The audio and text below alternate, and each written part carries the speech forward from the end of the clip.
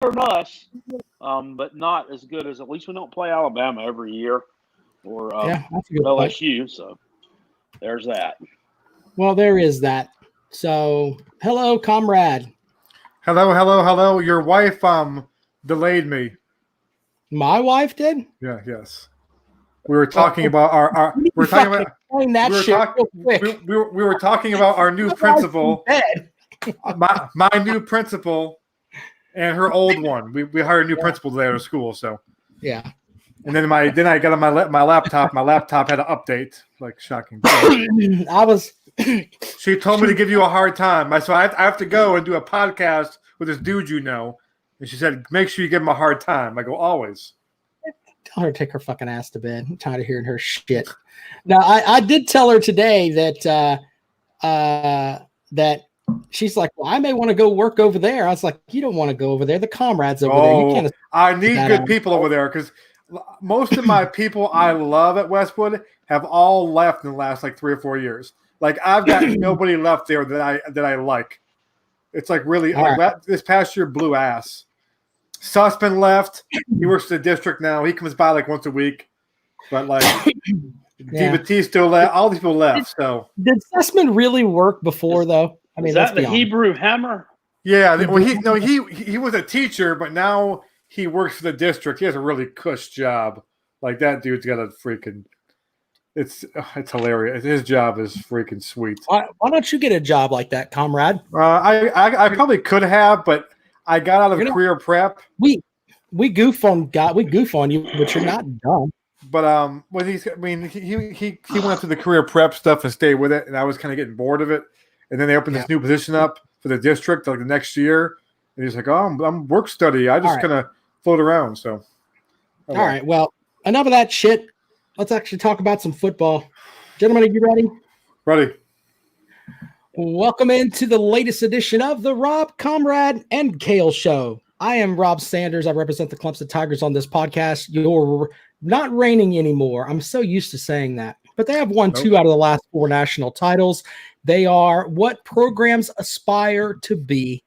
I have 2 co-hosts. One of them likes to point out people that are Nazis. He also is probably one of the most hated people on Facebook. He is the comrade, Mike Dobreski. Mike, good evening, sir. Only Nazis hate me. Okay, that's it. If you're a Nazi, you don't like me. It's not bad. That's not bad. You listen. If Nazis like me, I'd be worried. But it is great to be a Gamecock, as always, as we're in pandemic day 840. I've lost count. But anyway, it's good to be a Gamecock. Good to be here on this lovely May 13th evening. It is great to have you, and also joining us this evening after all of us took off for Mother's Day. We have, of course, my friend, and he wants to be your friend as long as you agree with his football takes. He is Cale Hall. Cale, welcome to the show. Good evening, friends, and you are my friends. What's going on? Glad to be here after a 1-week hiatus for the show. I've been jonesing to get back and do some more live talk, and that's what we will be doing tonight. It's a great day to be a Gamecock, as always. It sucks to be a Gamecock. If you don't believe me, we'll talk about that in a minute. But I tell you what, I want to, first of all, thank our sponsors. Let's go with Callaway's Bar and Grill out in West Columbia. They are great folks there. You can go to Callaway's, and now you can actually go inside, play some retro video games, all kinds of good stuff. Of course, Callaway'sBarandGrill.com. Comrades eating there during the pandemic. Gotten him some good food. They've got great stuff at Callaway's.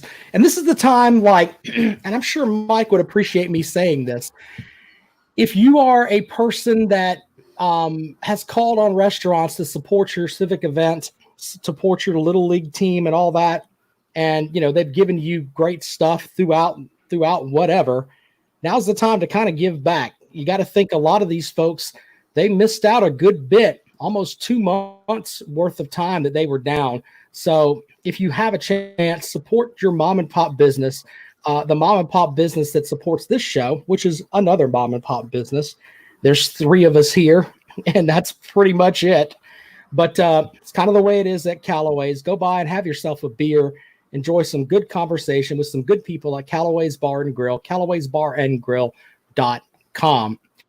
Also, we have DNC Trucking and Transport, another small business here in South Carolina that loves the Rob Comrade and Kale show. I mean, Dennis Wilson he loves him some Comrade. He wanted to kill the Comrade at one point, but he loved him some Comrade. He just wanted to, do some landscaping in my yard. Apparently, he wanted to add some landscaping. I don't think that's hate. God, here we go with that. It's the No Spin Zone segment with the Comrade. Comrade, read away. I stand at 5'7" tall, a full 8 inches shorter than Dennis Wilson. It sucks to be a Gamecock. I brought the COVID in from Russia. I support all people, even if you are in the closet. I do. I am praying COVID cancels the football season. I do not want the embarrassment of my god-awful team with my shithole coach. Muschamp could go 0-12, and I would beg for more. I am the reason Cale Hall pisses in the sink. It sucks to be a Gamecock. Go Tigers. That message, courtesy of Dennis Wilson was going to do some yard work for somebody. He was going to drop off some mulch. Let's put it that way. It wasn't mulch. Was that after that single dad thing didn't work out for you guys? Holy shit! That's off the top rope, ladies and gentlemen. Cale Hall's digging back into. I mean, I don't know. There was a chainsaw shortage, Cal. It wasn't anyone's fault. That one's from Sumter, isn't it? It may have been. Oh, I don't know. I just know that we did some stuff and we were supposed to get some stuff, and that stuff didn't happen. There you go. But sometimes deals fall through. Dennis Wilson sometimes delivered. They do. Sometimes business is not booming for a reason. Business is booming, especially if you go miss some football picks. We have to be honest. Dennis Wilson has been a sponsor for the show for a long time now, and he pays up front, never complains, and is a great sponsor for the show. So Comrade will agree with that. There's never any fuckery when it comes to Dennis. Let me tell you, Dennis is pretty cool. So I'm at Callaway's for our last live show we did, okay? Right. And Dennis tells me there's this person in the Facebook group that hates me. I'm like, can you narrow it down a little bit for me, Dennis? He goes, no, this is a guy that never comments. He just is in the room and he hates you. And so he tells me his name. I don't know that guy's name. He goes, I know, because he never comments. He goes, I'm going to call him right now so you can talk to him. So he called on the phone, and I talked to him, and hoping to extend the olive branch, and it didn't go well. He still hates me. So, hey. No, I remember the conversation. He goes, man, fuck you. I was like, come on down, I'll buy you a beer. I'm like, good Lord. What have I done? Must be a Nazi. Oh. Must be a Nazi. Yeah. Well, tonight I thought we'd talk about a Clemson fan, huh? He is a Clemson fan, yes. It's shocking. He probably didn't understand what you were saying. He probably had a soup can with a string coming out of it on one end. You're on the cell phone, he's on that thing. So, things may have gotten distorted a bit. In fact, that could have been. You've been on the show long enough where you're almost family on this motherfucker. I'm going to start hitting you back when you start talking about Clemson fans. You may not fucking like it. Just saying. You're about at that point where you're family, Cale. And once you're family, I'm going to motherfuck you from afar. I'm just saying. Damn language. Good Lord. Motherfuck me from afar. That sounds. From afar. That's a great term. That means that I'm 100 miles from you. I'm going to motherfuck you from down here. Rob's like 2 miles from me. I can smell him. Well, I look forward to it. There you go. All right. Well, tonight we're going to talk a little bit about I wanted to try to break away from it seems like every time you watch any sports stuff, it's all about the COVID-19. And I'm not saying that that's not important, but I think people need kind of a vacation from it. So I thought tonight we'd talk about two different things. One being some scheduling. And I thought we'd talk a little bit about ways that scheduling can be improved a little bit and bring you a couple of little interesting facts that I found. But I thought we'd talk a little bit first about Will Muschamp and South Carolina, because Kale put out a great video on the Carolina Jackpot channel the other day, and it talked a lot about recruiting and how the Gamecocks recruiting right now really suck. And everything that Kale said pretty much in that video was correct. And I wanted to bring that up because part of the reason the recruiting numbers are down is because people are using the tool that they don't think Muschamp is going to be there after this season. So I thought we could talk a little bit tonight about the case for and against Muschamp. There's a lot of stuff that is against him. And I thought we'd let Comrade go first and make the case of why South Carolina should continue to keep Will Muschamp as the head of their football program. Well, listen, as I stated last season, okay, I got to the point where I told you, I mean, I'm on the bus still, but I'm not in the back of the bus anymore. I'm kind of in the aisle, peeking at who the hell's driving and asking some questions, okay? So I'm not going to argue with Cal or the people who are I'm not talking about Clemson fans now, like Gamecock fans who are anti-Muschamp. I get it. So my only defense for him really is, and he might not be the answer. Okay, I'm willing to admit he might be the answer, but and this is kind of a weird time too. But my whole thing is, though, you have to kind of give him a chance, okay? I don't think you do well by changing coaches nonstop. Now he's get to the point now. The problem with what's going on right now is the fact that he's put himself in this spot now, and he's made his job harder now because it's hard to recruit now. I was shocked, really, at the recruiting class he got last year, based on the fact that he was pretty much starting to be whispered. I mean, the president was coming out and talking bad about him. And it was a shock to see the recruiting class he brought in.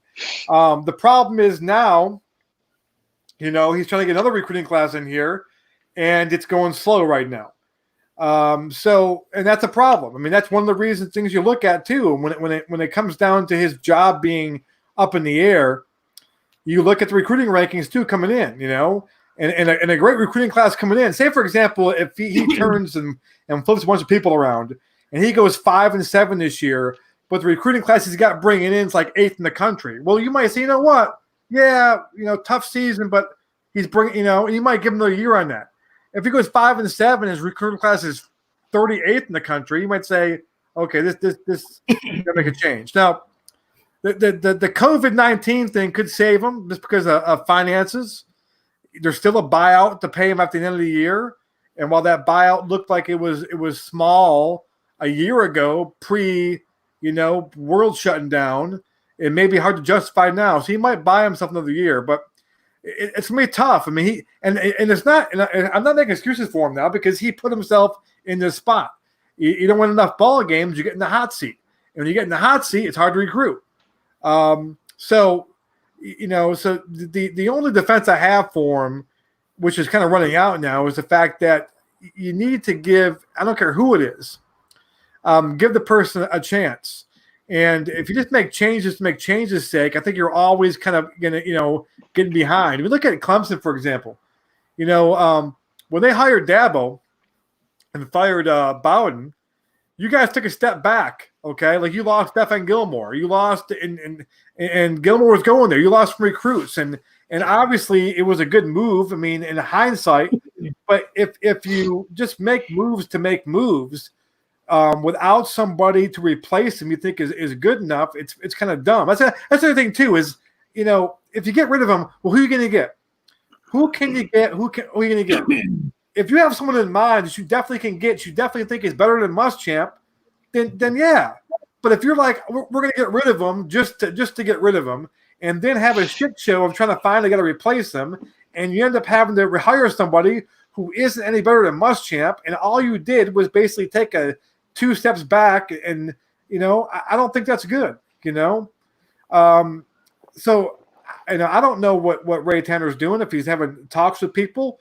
I hope he's kind of got, every AD's kind of got a list of guys he's looking at all the time.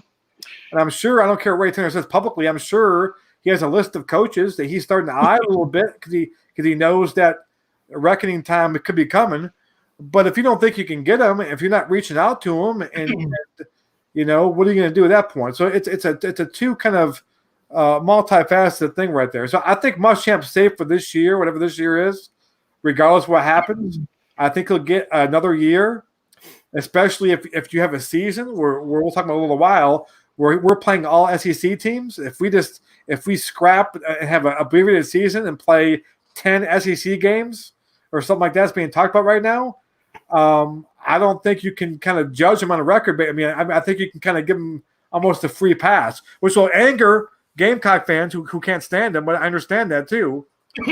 But I don't know. It's kind of in a tough spot right now. Gamecock football is not in a great spot right now. I will admit that. But I will continue to believe, and I'll believe in the fullback. And what needs to happen this year is they need to develop. They need to win games. They need to find a way to win games. They need they need a game plan. They need to out-coach people, and they need to pull off some victories and have a good season. And then you get those recruits coming in. You flip some kids, get a little momentum going, and then maybe he can save himself. But it's right now he's in a tough spot, and he put himself there. It's no one to blame, no excuses. That's what happens. If you get in the hot seat, it's hard to get off. It's hard to get the recruits to help you get off. So they have to develop. They have their uphill battle. All right, now I've let you give the case for him. I'm going to let Cale respond to what you said, but before that, to paraphrase everything the comrade said into about a 20-second bit here, he basically said you need more time, and COVID is probably going to keep him there for another season. That's basically what the comrade put out there. Cale, can you respond to the comrade, please? First, before I do that, I don't want to let this gem of a comment pass us by in the comment section. Down below, NASCAR Vol comes with the little quip that what Muschamp is a lost cause. Let's not let that comment distract from the fact that Tennessee is 1-8 versus Will Muschamp. I'm just throwing that out there, and I'm not defending Muschamp with that, but it's kind of like the piling on syndrome. When one kid's getting picked on at school, everybody else, when things are tough on him, everybody else wants to jump in. Your team, they have no room to talk shit. Okay, now I understand Dabo and the Clemson fans. Yes, they own him. I got it. We get that.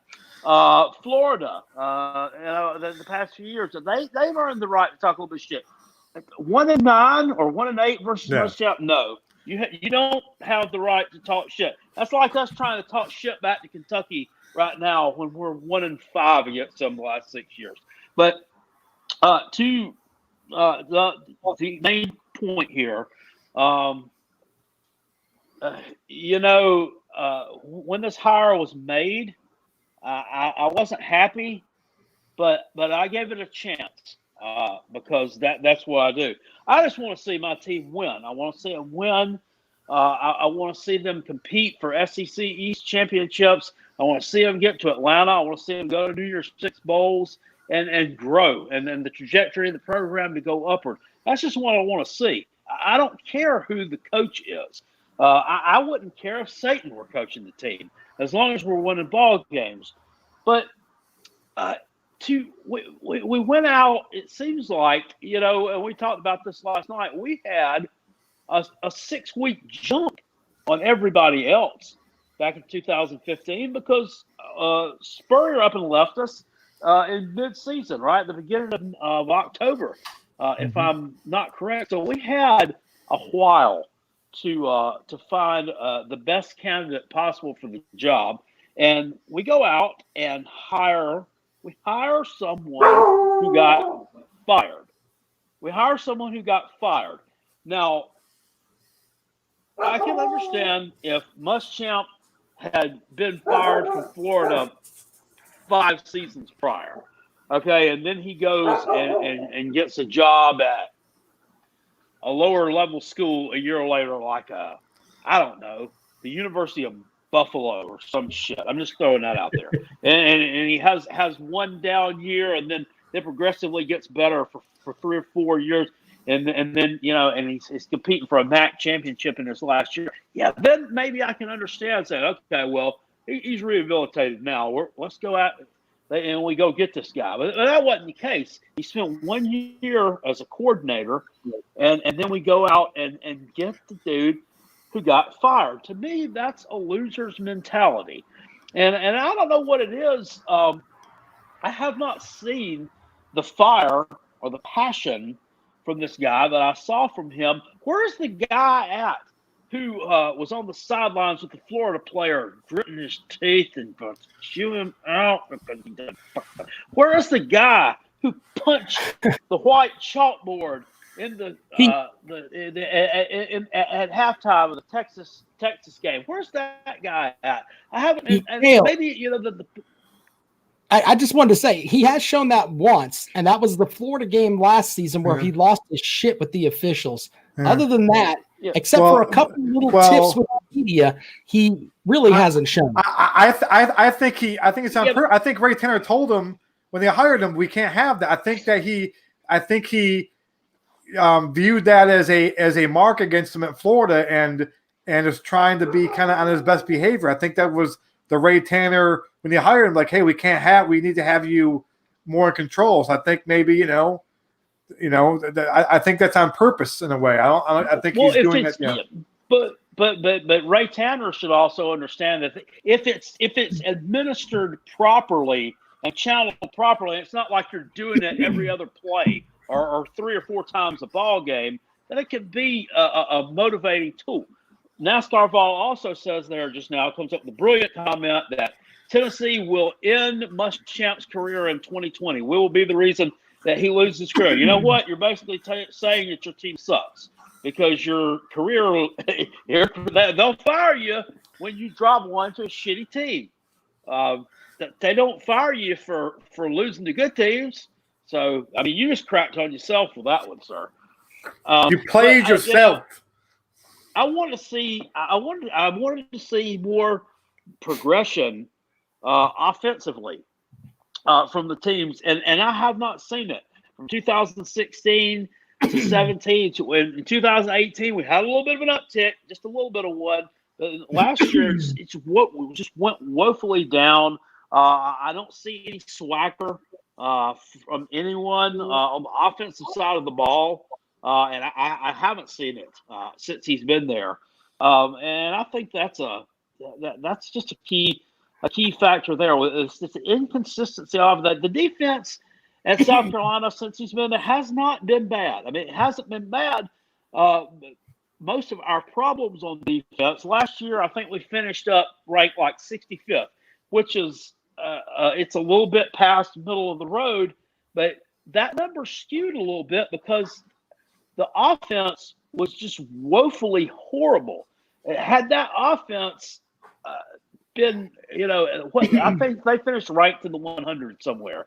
Had that offense been back down, ranked maybe 70th, I think that defense would have ended up ranked about 40-something in the country.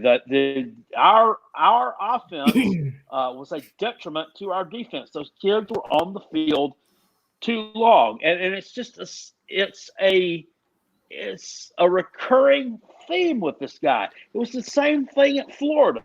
We talked about it Sunday morning, Rob. And that's what I was going to say. I get how many Carolina Jackpot. He does like some pillow talk with me at like 6:30 in the morning on Sunday, and we were talking about.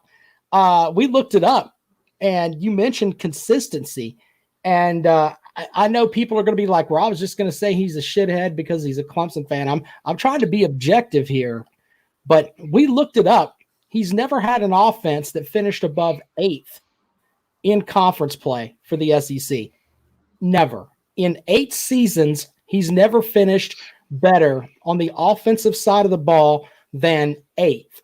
And I know that people are like, well, he's a defensive guy and that shouldn't matter. Bull fucking shit. He's a head coach. If he wants to be a defensive coordinator, he should have stayed his ass at Auburn. And that's just a fact. his offensive numbers, regardless of, and Comrade and I have battled back and forth on this a lot, but the numbers don't lie. 8th in the conference. That's the best that he's ever been. And the offense is steeping down. When you look at the offense for this year, looking ahead a little bit, Comrade talks about the fullback, and I get coming in and trying to have a fullback and being a little more positive. Mouth. But you can't be smash mouth without a good offensive line. Oh, they're and your offensive and line. That's the thing. That's the thing, Rob. Muschamp, since he's been a head coach since 2011, he has had one 1,000-yard rusher on his teams in his entire career. That was in 2012 at Florida. I can't remember the kid's name, but that speaks a lot. Who? It was Chris Rainey. Rainey. That speaks a lot to the development of offensive lines under the guys that he's hiring up as coaches, and that speaks a lot to, I think, the not necessarily maybe the running back coach position, but it speaks a lot to the strength and conditioning aspect of it as well, which that's just been an utter abomination since 2016. I mean, we have not kept guys healthy. Rico Dowdle missed a lot of time at South Carolina on the field, and still ended up getting drafted. I think Rico Dowdle would have went over the 1,000-yard mark a couple of times had he not stayed hurt. He's always hurt.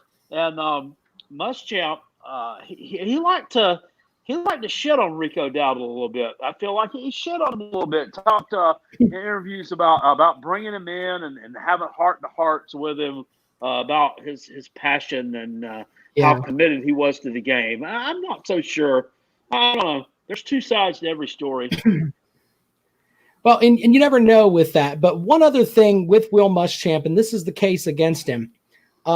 You sent me the tweet, Cale, when we were having pillow talk on Sunday morning about all the quarterbacks that have transferred. And he has had an ungodly amount of quarterbacks that have transferred out from underneath him, including, I think it was like 5 at Florida that were 4-star recruits or higher. And I think that's something that and I'm not taking anything away from Ryan Helinski. I'll never say anything bad about that kid in here as far as his intelligence or whatever, because kid's been through a hell of a lot, and I'd feel just shitty talking about him, to be honest with you. But I think it's hard to get a good quarterback to commit to South Carolina simply because of the record that Muschamp has, and the guys that have left him and went to other places and have succeeded. Comrade likes to joke, they're developed by Muschamp, but they're not. They leave and they're better quarterbacks. That's a fact. I think Jake Bentley is going to tear it up at Utah this year. He's going to light the world on fire, and people are going to remember him more for being a Utah quarterback, being at South Carolina, and pretty much he has a shit ton of the passing records that are down there for the Gamecocks. Top 11 draft pick. Look for him. See, why do you keep saying stupid shit like that when you don't believe that? Just saying. Look for it. Listen, my dog, I don't know what my dog is barking at. I think Dabo's here or something. And I've trained my dog to bark if Dabo's nearby. The one thing I was mad about, like the whole offense thing, I used to kind of poo-poo and say, it's not really his fault. I mean, it's the offensive coordinator's fault, and from Florida, and give him a chance. And obviously he's coming here, and we've seen the same shit. And what made me mad last year, and I'm not going to go into detail again because I bitch about this all the time, is the damn Missouri game when like when he basically kind of rattled himself out in the press conference, so that he kind of chimed in and told McClendon what he wanted to do, and what he told him what he wanted to do was freaking stupid. The whole idea, we're backed up by our goal line, a quarterback who's been injured all week with a hurt arm, and he goes, "Don't be afraid to air it out now." I'm like, really? You said that shit? Like that was you? because I was getting mad at McClendon. Apparently, that was you that thought it was a good idea to go 4 wide shotgun from the 1 yard line with a quarterback who's a freshman in the row for the first time who had a sore shoulder all week. So, I mean, that shit right there. But people that because we have Tennessee fans in here watching tonight, Georgia fans, we appreciate all of you. South Carolina's 2 running backs last year got over a combined they both rushed for over 700 yards apiece. Both of them, Tavian Feaster and Rico Dowdle, are on NFL teams right now. So there was talent in the backfield. Okay, it wasn't like they had and Muschamp's defense, though, they had to really kind of break Feaster some bad habits. Just in terms of I'm being serious. The only bad habit that I heard was that he didn't like to block. I heard too that there was rumors that people from Clemson tend to not like authority, especially police officers, and I think that's something you have to kind of work on in terms of coaching as well. Apparently, a lot of them don't like their girlfriends either. No, they don't, especially not in staircases. They've been listening to too much Mike Leach. We have now pissed off Rob about their fat little girlfriends. There's something that came out this weekend. I sent it to the comrade, and I'm surprised he didn't run with it. Sammy Watkins came out and did an interview with the Bleacher Report, and Sammy Watkins, I shit you not, said he thinks he's an alien. Wait, real quick. Wait. Don't listen. Don't use the word shit when you talk about Sammy Watkins. You're going to confuse people. You're talking about Nuke Hopkins, okay? So don't use the word. Use another word like shouldn't have been saying, because that gets people confused. Sammy Watkins was not the receiver who smeared his crap on the walls. But anyway, I'm just saying. Cale, did you see that report from with the shit Sammy Watkins said? He said, "No, I did not. I had no idea he was that entertaining. Here, okay? I knew he was a big. I knew he was a big advocate of the what is it? The flat Earth theory or something like that. He's a flat Earth guy. That article, man. Yeah. If you read that article as a Buffalo Bills fan, that will enrage you, because basically he talked about how he didn't give 2 shits when he at the NFL. He was out of shape and unmotivated, and like the Buffalo Bills traded up to get him. They traded up to get him. And basically admitted, like, yeah, man, I just didn't feel like playing back then, man. I just, just chilling, getting drunk, getting high, man, and just, Let me read you this quote. He believes he saw an alien and saw someone teleport. Not only did Watkins believe, Watkins told him he once witnessed someone teleport. Before Davis knew it, they were talking about spaceships. Watkins says he's seen one and aliens. Watkins believes he himself is one. Watkins' soul can jump from body to body to other dimensions. He can't see them yet, but he can feel them. After one of his teammates scored a touchdown last fall, another Chiefs player stormed in Watkins' direction to shout, "Good shit, Sammy." Watkins looked at him dumbfounded. His interpretation for the mistaken identity? His soul had leaped into the player who actually scored. I just read this, and I posted it on my blog page at foxsportsradio1400.com. I posted it specifically for the comrade and sent him the message, and I literally said, "You're welcome." I've never seen somebody this back assward. Real quick, Anthony Keith Harrelson says, "Who wants to play for the Bills right now?" Anthony Keith Harrelson, the Bills are on the up, my friend. They're coming. The Bills are on the rise, my friend. The Bills are a team, a destination now. The Patriots, could be done. Brady's gone. The Bills, one more year of experience. They came close last year. The Bills are I think favored in Vegas, win the East now, AFC East. All right. So don't act that. This is the new Bills. This is the new Bills. I remember. I know. Sammy threw a pass one time. Intended for Adam Humphries, it teleported its way right into the arms of Bryson Williams. Chad Morris. Yep. That's why Arkansas is going to suck this year, by the way. Speaking of people that were out there, and we're talking about talking about the Bentley and the Pac-12 and stuff. Yeah. It doesn't off subject, but I can tell you that Utah is going to be a formidable team, not just because of who they've got returning on offense, defense, special teams, and their really, really good head coach who's been there a long time. But also, if you watch the interview or the press conference Mike Leach did last fall, where he was talking about the mascots in the Pac-12. Are you familiar with this one? Yeah, that was hilarious. So. Yeah, I think that Utah's mascot finished second only to the Colorado Buffaloes because there's no way that anyone or anything can fuck with the Buffalo. But the Ute, the Ute is very, very formidable because he can get you with a slingshot, he can get you with a bow and arrow, or he can get you on horseback, or he can trade up all three for a rifle. A Ute's an Indian, right? Is that basically a Ute's an Indian, isn't it? Yes. Yeah. Okay. Easy. Native American. Sorry. Hell's wrong with you? Sorry. They're the first ones. They're the first ones to do the tomahawk chop.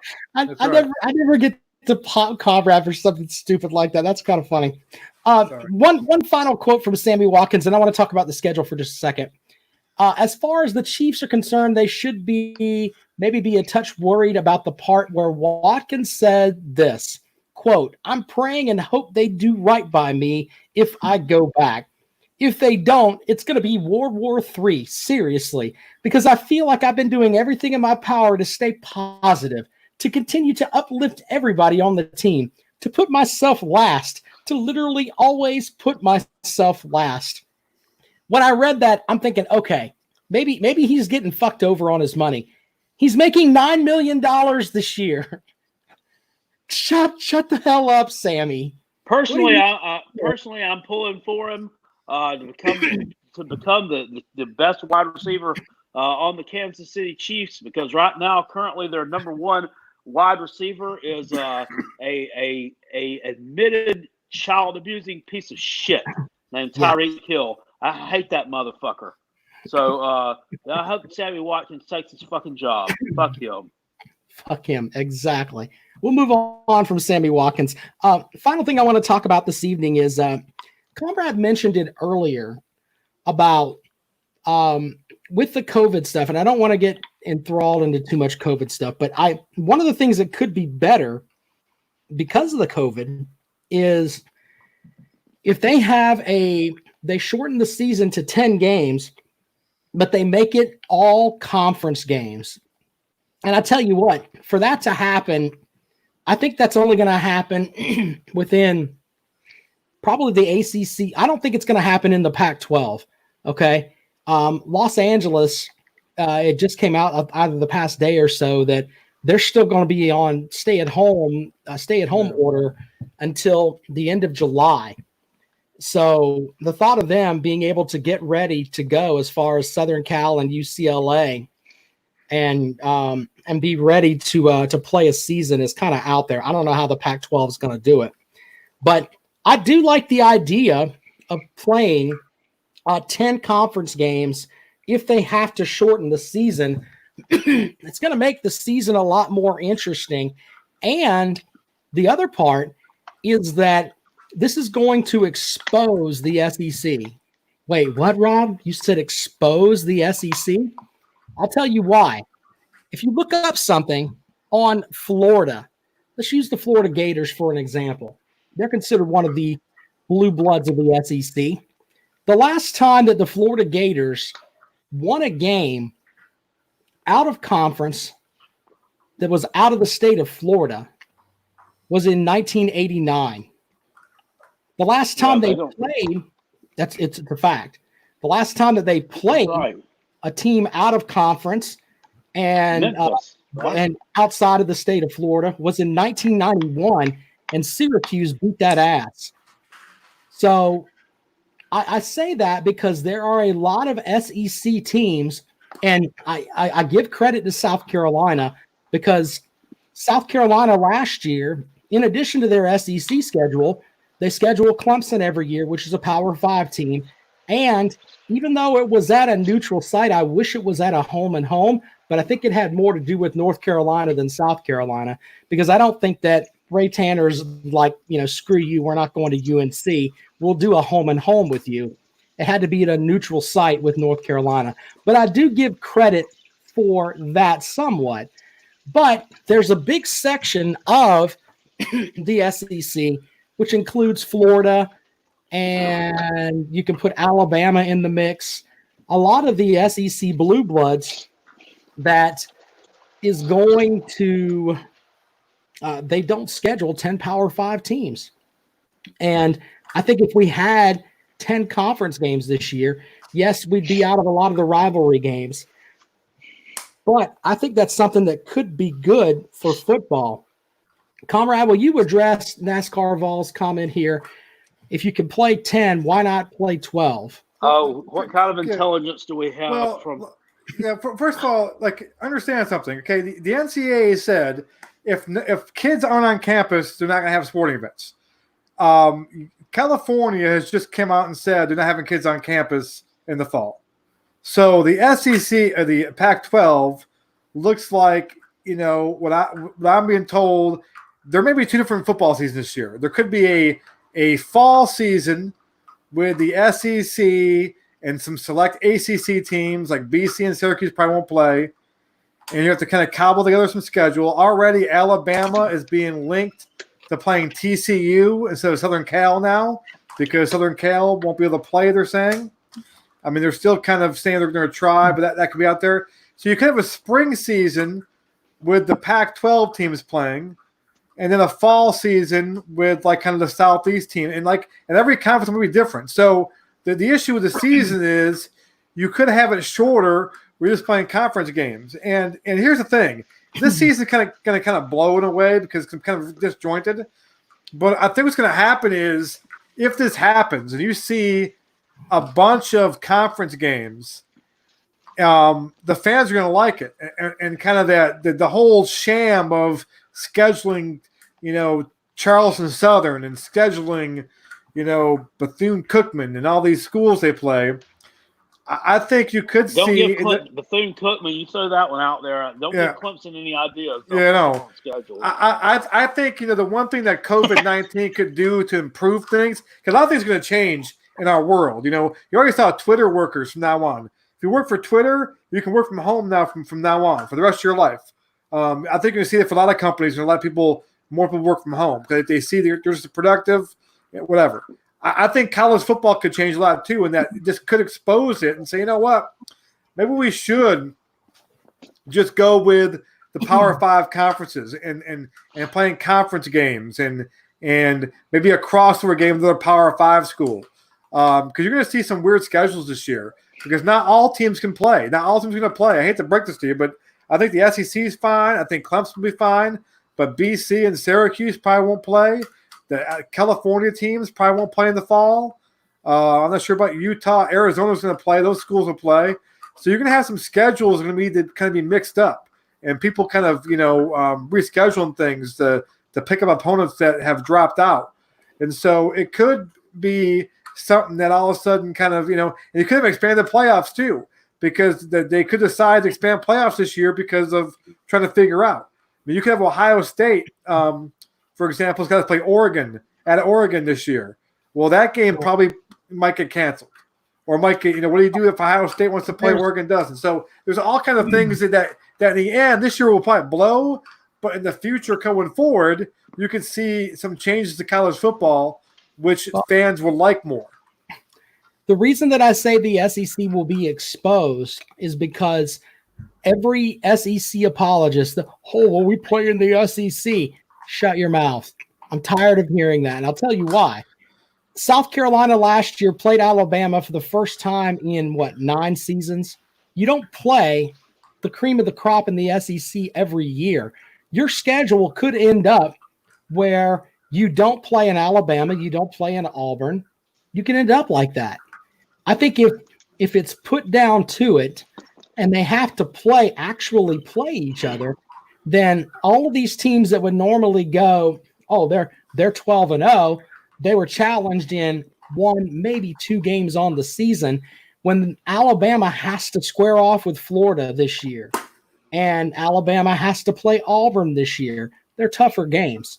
Now, then when people get together and they have their SEC circle jerk, it'll make a lot more sense to me because theoretically they should be playing a tougher schedule.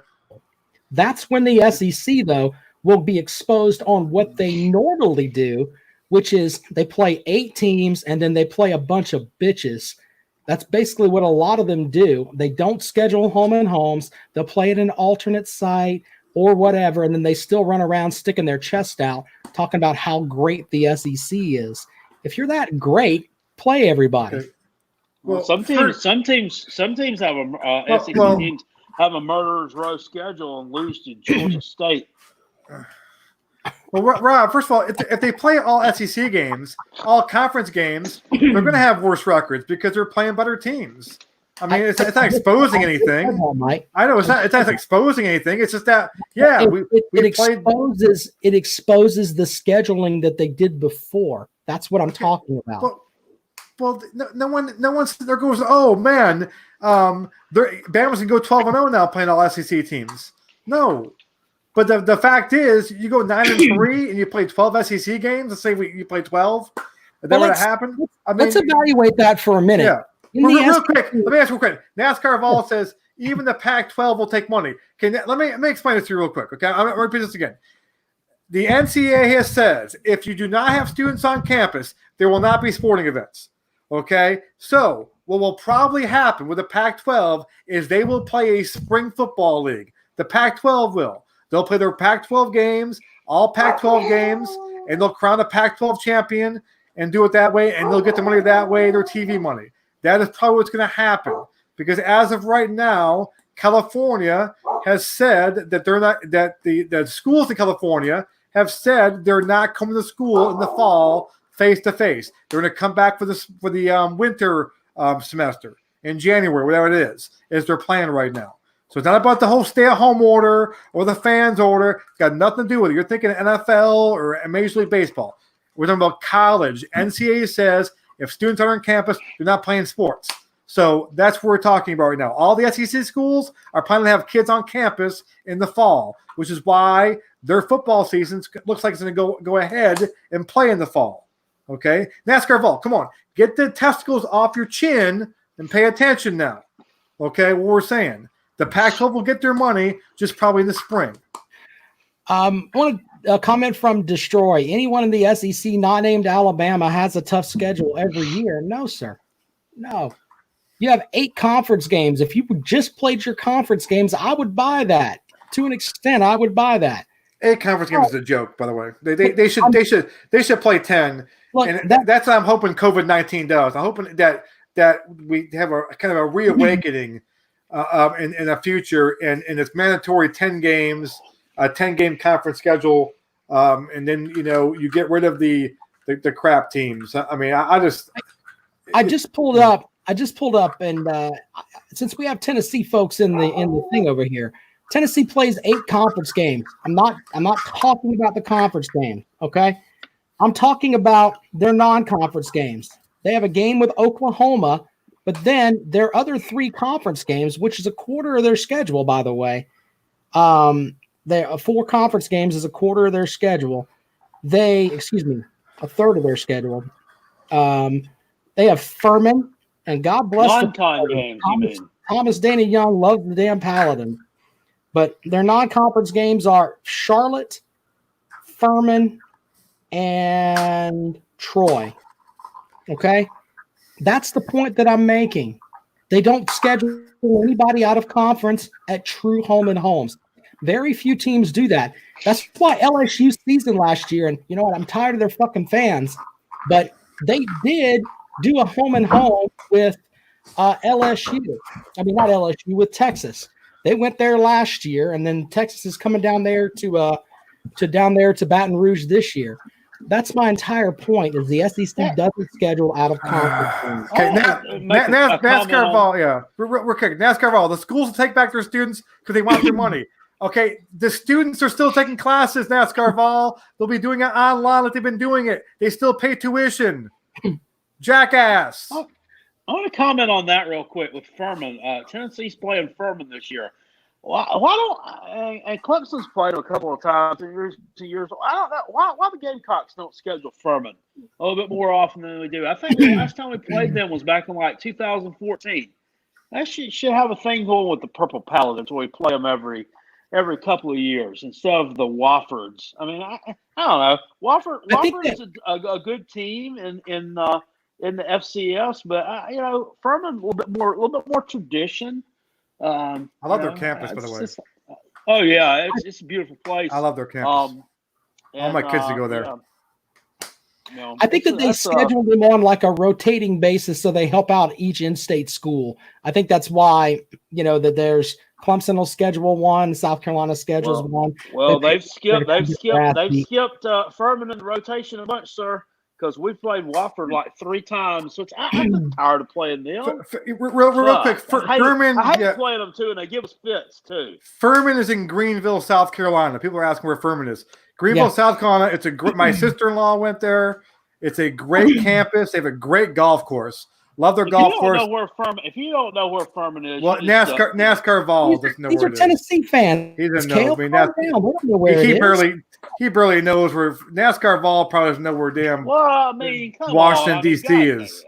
Well, you know, he probably NASCAR Vol. Listen, NASCAR Vol doesn't know much. I think that, man, you just ripping poor NASCAR Vol. He's here. He's not real bright. Let's just piss on one of our. He's made some dumb comments today, comrade. I'm sorry. He's made some dumb comments. I tell you what, it wouldn't surprise me if he messaged me after the game and been like, you know what, my mom's got cancer and now I'm gonna blow my head off because of the comrade. That's some shit that'll happen. Typical the comrade. You must admit, you know. No, but Greenville, Furman's a great campus, though. Like I tell you right now, I'm from New York. I'm a Yankee. I didn't know anything about Furman until I came down here. If I went to high school in South Carolina, okay, I would have taken a hard look at Furman, like for my athletic abilities, and you know, obviously, I kind of go when I would have been. I love their baseball field. I love their little football stadium, their golf course. I think one of my kids are going to go. That's my prediction. One of my kids will go to Furman. By the way, when I was a kid, when I was a kid growing up, I used to go to Furman basketball games all the time, and now they've got the on-campus facility, it's nice. Simmons Arena, which it fits right in with the campus. It looks like it's been there for forever, but it hasn't. They actually used to play the home games. They actually used to play in the old Greenville Memorial Auditorium on Church Street in downtown Greenville, and remember going there in 85-ish,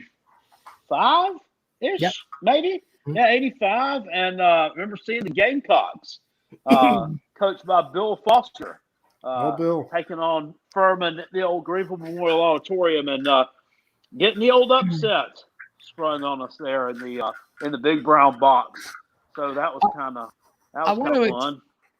I want to explain something about what I said earlier. We goof on the comrade on that. And for folks that don't know, we've had people that listen to the show and comrade will call them a jackass or something like what he did with NASCAR Vol there.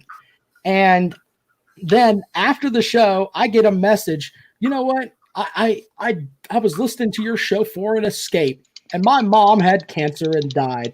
Tell the comrade to go fuck himself. That's the kind of or the person I rip on has cancer. Like I want to know that. Or I got cancer. Like, and so then it comes out. Yeah, he just makes fun of me for having cancer. Yeah, like that. I'm like that. I've actually messaged people before. I have messaged people and said, "Listen, I am real sorry that you're sick. I had no idea. Hope you get better. Fuck you."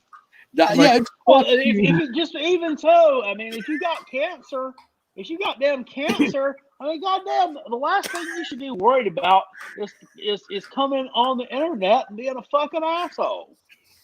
I mean, you should be like getting your shit in order. And, I'm good. I don't know, preparing your healthy like cancer meal for the next day or something. Not coming online being a dick to somebody who has no fucking clue that you have fucking cancer. That's not NASCAR Vol just made the best comment he's made yet. NASCAR Vol's comment is, "I am cancer-free, comrade." That is great news, NASCAR Vol. I hope you stay that way, stay healthy.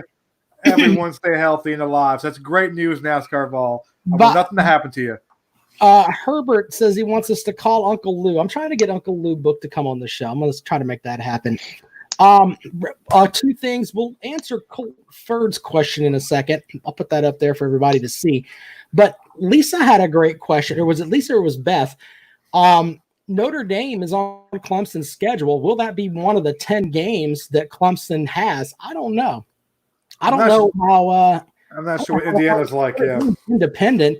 I don't know who the hell they're going to get to schedule them to play. Well, I just think, I think if it goes the way it's supposed to go, with certain conferences playing, certain schools able to play, you're going to have people just putting that together schedules last minute. Like already, I mentioned before, Paul Feinbaum said today that Alabama has been in touch with TCU to play TCU instead of playing Southern Cal this year, because Southern Cal doesn't look like they'll be able to play in the fall. Okay, so that's an actual thing, NASCAR Vol. Okay, that's going on, Paul Feinbaum. If that comes up and Alabama goes to TCU, I swear to God, I'll wear a Gamecock shirt for a show.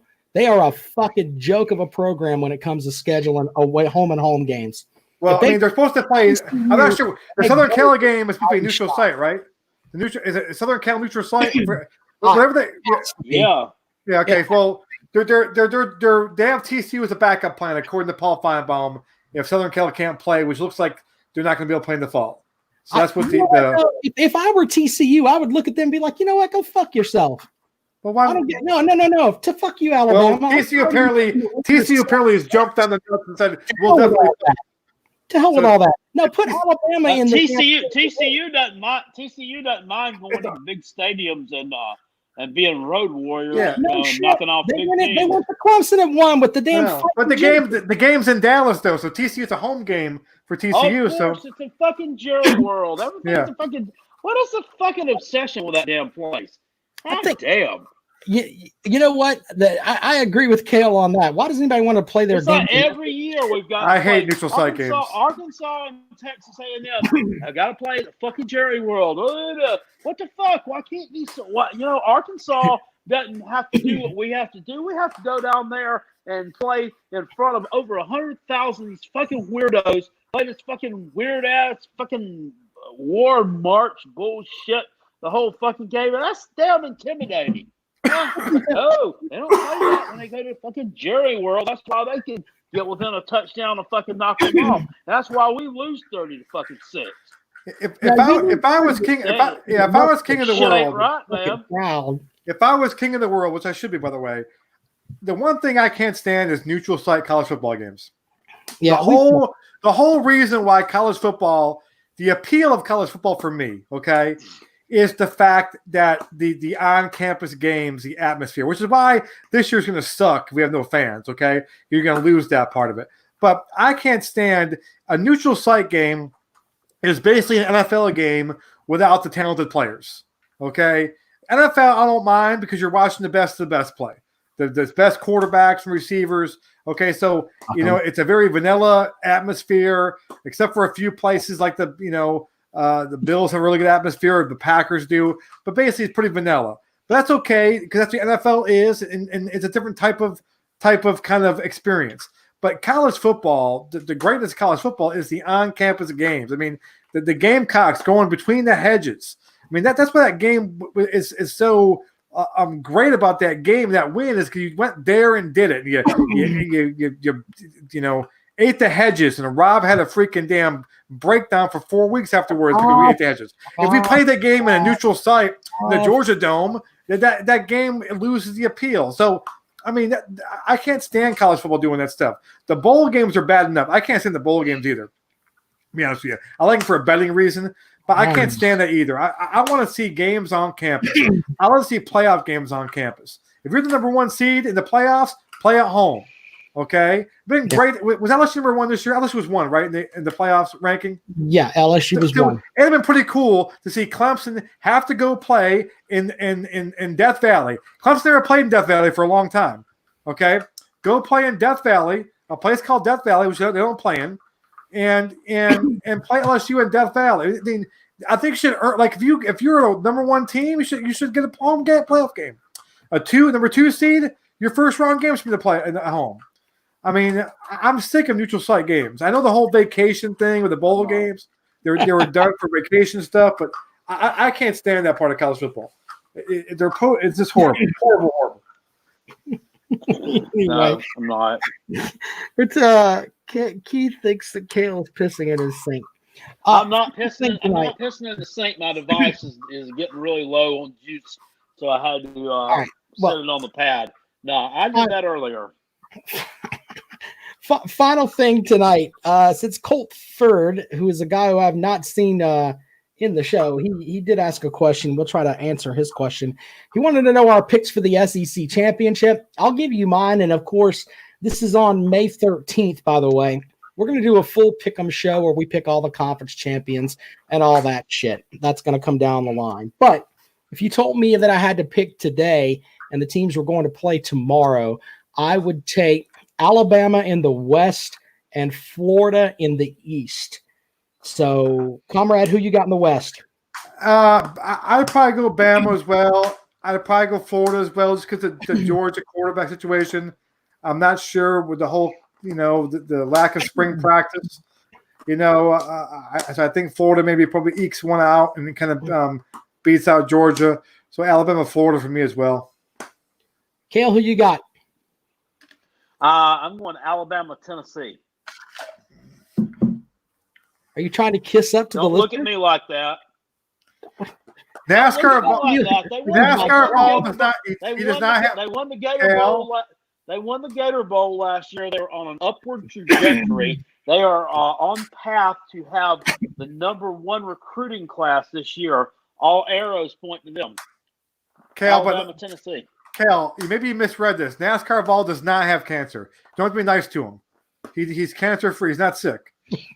I know that, sir. Doesn't matter. Okay, okay. My bad. I thought you thought he had cancer or trying to pick his spirits up. I just wanted to know. The big orange is going to Atlanta. Herbert's happy now. Herbert Bradford says Jack Putt is a genius. Look at that right now. Herbert, I think Tennessee sucks. How about that, Herbert? You know what? Hopefully you're healthy though, Herbert. If Kale, by the way, gets that right, and the Vols go to the national or the SEC championship game. What's the national championship game? We'll never be able to hear the end of that. I mean, that's holy shit. Kale, I told you motherfuckers back in May. I could hear Kale telling it now. And then NASCAR will be yelling at you. Am I still a jackass, comrade? I can hear that now. Holy shit. That'll be funny. Wow. All right. Well, Sunday night we'll do another show. We're getting some sporting events. I'm gonna watch the UFC. Don't judge. Or watch guys pound their face. Oh, we got do. Are we doing picks for the ACC championship game? Did somebody say that? You want to do the ACC before we go? Fine. Kale, who you got in the Atlantic? God damn. I see NC State pulling it out. No, I'm just kidding. Clemson from the Atlantic and solid pick damn it. Who do you do for I think with a new quarterback in place, I'm going with Miami Hurricanes. Comrade, you can basically throw one up in the coastal and hope that it sticks. I'm going Miami. All right, Miami. Comrade, who you got? Let's see. Atlanta, Clemson. I mean, that freaking division is so fucking tough. They'll get that one. Coastal, I know that the common sense pick is the Tar Heels, but I think they're getting way too much damn freaking love. I don't know. Agreed. Miami, I don't. God, I put my faith in Miami. It's like putting your faith in a hooker with your. I don't know. I mean, I guess I'll go with Mac Brown. I mean, that division is just horrible. God Almighty, that division is horrible. I don't know. That's hilarious. The comrade's talking about it's like trusting your hooker with. He almost said I didn't. And I remembered. I want to keep my full-time job. Georgia Tech could end up winning that division. I think in a couple of years. Slow down. I'm not sure they're quite ready yet, but a couple of years they might. I like their head coach there, by the way. And if I were Ray Tanner, that's who I would try to go and get because you get him though right now. Yeah, you know what I like about. I think if you went and you threw enough money at it, you could. Well, that's kind of thing. That's the kind of thing. Here's the thing: before you fire Muschamp, okay, and that's the kind of thing you got to find out. You need to know who you can give for, because a lot of these schools will fire somebody and think they can get someone, and then start talking, and then realize, like I know a school that did that one time. Oh, what school? An orange team with a T in their fucking helmets. Oh yeah, Tennessee did that one time when they fired their coach, and then like, oh, look at it, what do we want? Then like, no. Okay, we'll get Derek Dooley. So like you need to know. So if you're Ray Tanner, if you gotta go talk to the coaches, and talk to them. You talk to their agent, their behind the scene guy. Hey, if we offered this job and this much money, what would he say? And he talks to the coach. Goes, oh yeah, he'd take that. Then you can kind of your list that way. But too many schools do the whole fire the coach, okay, and all of a sudden now you end up hiring a guy who's worse than the guy you fired. So let me give you my pick real quick. Go ahead, Cale. You know what? We're talking about the head coach at Georgia Tech with Jeff Collins. Now, I think the thing you liked about him, I think last year was the same thing I did too. We saw that after they lost to the Citadel, like week 2 or 3. I mean, he stood up there and gave a press conference, and he said, "This is we're going to get better, but it's going to take time." And he says, "This loss was on me. I didn't have the staff prepared. I didn't have the team prepared." He took accountability for that loss. I mean, and that to me that says a lot about the guy. I mean, it's a lot about his inner being, his just dedication. It tells a lot. You never hear Muschamp doing that. I mean, he would come back with something like, "Well, this staff's won more games in 3 years, in its first 3 years, than any other staff's ever been here. Did you print that? That's the shit you get from him." And he would say that his quarterback has great arm talent, and the program. It's gonna be fine. Well, I'm so sick of arm talent. Good Lord, I hate that phrase. He's got arm talent. Let me respond real quick to Cale. I got to interview Jeff Collins at ACC kickoff. There were I interviewed, I think, 7 of the 14 coaches in the ACC. The 2 that stood out were Jeff Collins and Dino Babers. What about Dave Doran? 2 guys. If I had a son, I'd want him to play for them. Jeff Collins holds his guys completely accountable on everything. Like his players aren't the kind of players who think they're aliens when they leave, or spread their dookie over hotel rooms, or are they going to resist arresting cops or throw down girlfriends on staircases? Mike, those are the guys. Okay. Anyway, final thing. I wanted my teams from the ACC. When I go to the ACC championship game up there, it'll be the Clemson Tigers and North Carolina. Virginia Tech might have a side shot there to get in, depending on if North Carolina has to deal with injuries or not. But I like what Matt Brown's doing up there. Final thing, they wanted to know about why isn't Brent Venables a head coach yet? Because Venables likes being a defensive coordinator. And he would leave Clemson for one job, and that's at Kansas State. So that's that. He's an adrenaline junkie that likes to coach. He's already had that chance. I don't think he wants it. Yeah, I really don't, because I think that had a lot to do with like his kids or whatever. Playing football at Daniel High and then coming to Clemson. He wanted to see that through. But I don't know. I don't know that he wants it. I mean, you're the best paid coordinator in the country, or one of, I assume.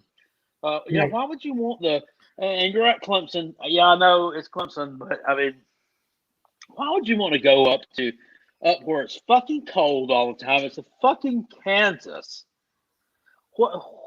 what's enticing about that? Nothing. Not a goddamn thing. Not a goddamn thing. I think we'll end the show with that tonight. Not a goddamn thing. Very good, Kale. Thank you. Fuck you. Bye. Thank you. Fuck you. Bye. Kale's got the best way to end the show. I think that we're done. We'll come back on Sunday night, and we'll have some good content for you as we try to get through the COVID. With that, the show's a wrap.